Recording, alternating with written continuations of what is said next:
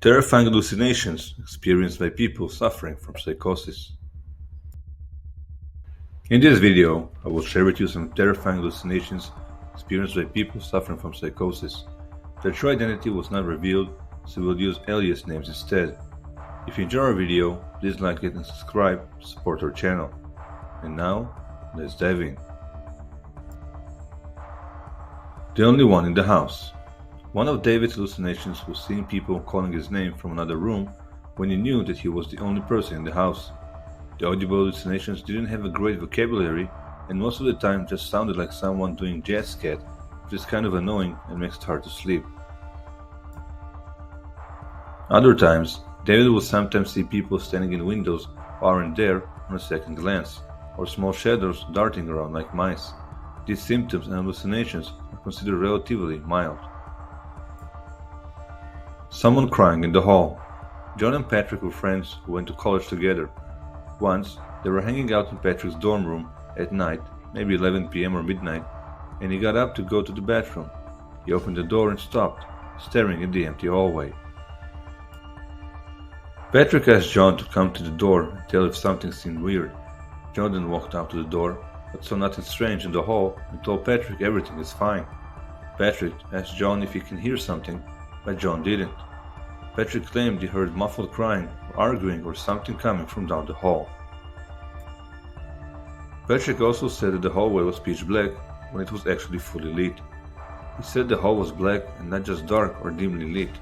At this point, he was shaking and John was terrified because at that time, John had no idea that Patrick was sick and both were on the verge of tears.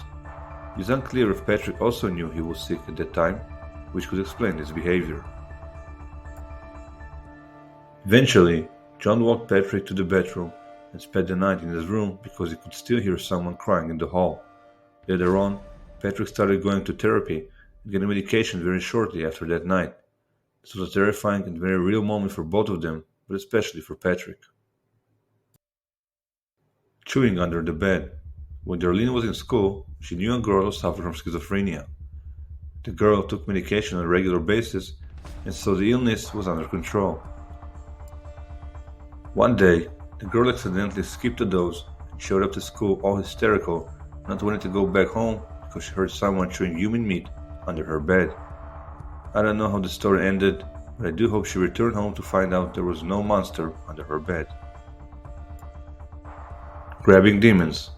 Frank, who works at emergency medical services, had a patient with schizophrenia, full visual and auditory hallucinations, off of his meds, screaming in public. Demons were coming out of the ground trying to grab him. They were yelling at him various obscene things. One time, when they were on scene, the patient calmed down and recognized the uniforms of Frank and his co-workers. Frank asked the man if he was having hallucinations, to which he got a positive reply. The man then described them in detail, and Frank was bewildered. How can this man be so calm with all this scary hallucination he is now experiencing? The patient replied to Frank's question by saying that these scary hallucinations he is experiencing are normal and is off his medication, and that he is aware that he is now in an ambulance. Demons trying to drag you to hell is normal. Tell me that is not terrifying. Rotting from the inside out. Dara is prone to occasional psychotic episodes, although no formal diagnosis has been made to include this. One day, she was admitted to the crisis ward because she was 100% convinced that her whole body was rotting from the inside out. This was extremely terrifying for her, not because she was afraid of dying, but because no one believed her that she was decomposing. No one saw it as an issue, and realizing that her own reality is not reality as is was very traumatic and isolating. The man with no face. James is suffering from hallucinations categorized as psychosis. His most terrifying hallucination happened when he was in school during the 10th grade. James used to hear voices for a bit now, to the point that he was almost getting used to the fact that he hears things others don't.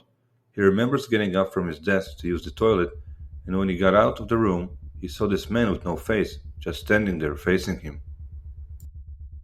At first he just thought his eyes were messing with him, so he blinked a couple times, shook his head a little bit, and looked back. The faceless man was gone. There's no way he could have moved in these empty, silent hallways without James hearing it, but he was gone. So he just went to the bathroom, thinking it's kinda weird, but didn't think too much about it. But when James got to the bathroom, the faceless man was there again, standing in the doorway. James stopped and just kind of stared for a second, more curious than anything, then thought that maybe this man was just wearing a mask or something. James asked if he can move over and let him in the bathroom.